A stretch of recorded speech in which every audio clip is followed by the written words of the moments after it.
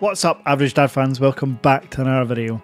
And after yesterday's long head-to-head comparison videos, I just want to follow up with my opinions, my real-life use case with these two fantastic foldable devices.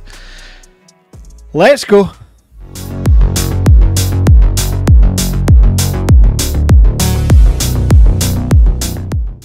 Now, before I talk about my real life use and my opinions on which I think is best, I just want to reiterate, there were very few, but there were a couple of comments that were asking for my opinion. Why didn't I give mine? I'm just sitting on the fence. No, that was not the purpose of the 35-minute long head-to-head comparison video, from unboxing to setup to cameras to features to everything. The point of that video was to help you decide which one fits into your life better. Hilariously, there was one commenter, literally only one, but still for some reason gets to me, that said I was non-committal because I am trying to push sales to my website. Dude, your statement is so contradictory, it makes no fucking sense.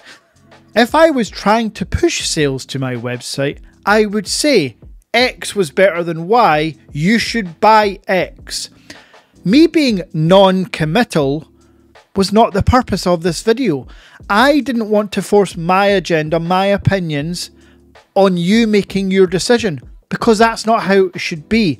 I have to state all the facts, and that's what yesterday's video was. You can look back at it. There was only facts, besides the camera comparison where I gave my opinion, and the 700 people that watched along in the premiere gave their opinions in the chat as well. That's what this tech community is about.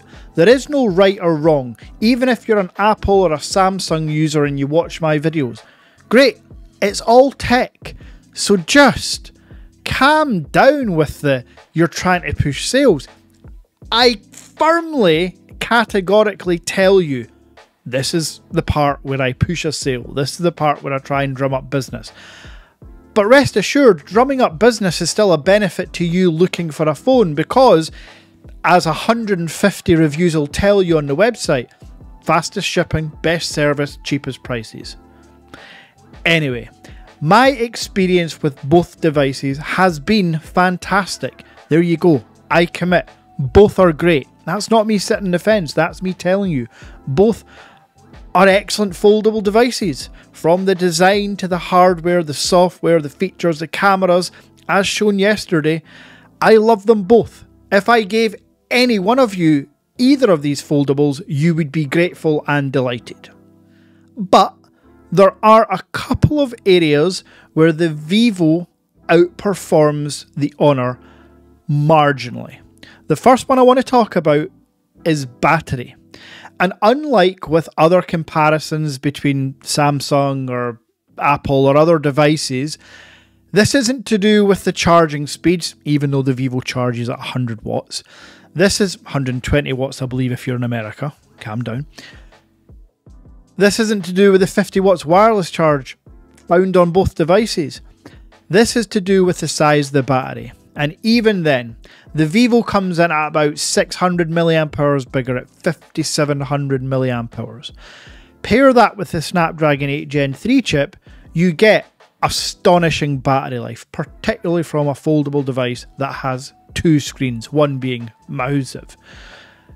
But on the side of the Honor V3, you get almost 2 days battery life. Obviously usage dependent. If you're a hardcore gamer and you game 12 hours a day, then it's not going to last 2 days, it's going to last one. So that's one of the areas where I gave Vivo the nod. Again, in yesterday's video, I just stated the facts. You can decide. Most people, even though their phone will squeeze out to 2 days, are just in the routine of charging it every day. The benefit of these devices is you can charge them wired or wirelessly, not something that is capable on all foldable devices. OnePlus. So, the next area, and this is a subjective area, is cameras. Those that watch the channel know me. I love zoom. I love max zoom. We're zooming in right now. I love it. I also, majority of the time, take portrait shots. It's seldom that I use night mode, that I use slow motion, time lapse. Heck, even the main lens, if I'm honest, I'm portraits or a bit of zoom. And for me, as I mentioned yesterday, being quite committed, the Vivo produces the best portrait shots on any phone, and I include the iPhone and the Pixels in that. But that's my opinion. That's my subjective opinion that I own. Don't take that as read and run to the bank or run to a shop to buy based on that. Do your own research. I also talked about the price yesterday and the availability of both. I also deliberately compared the two Chinese versions, but did not mention that both have global versions. We have the Vivo X Fold 3 Global, available on lots of places, including my store. I say available in lots of places. It's actually like trying to get hen's teeth. That's why I've somehow managed to get it. And the price, there is a premium. But the Honor Magic V3 will have a global variant looking like September 4th. So in 4 weeks, 3 weeks time, we will have a global version of that. Will I compare the two and do a deep dive? I don't know. Should I? Let me know in the comments. That was for engagement. For those people that are saying I'm trying to push engagement, that was for engagement. Comments and likes help. But for me right now, the other biggest difference is that software experience. I talked about the camera app. I talked about the software skin itself. Magic OS 8 is a huge leap forward.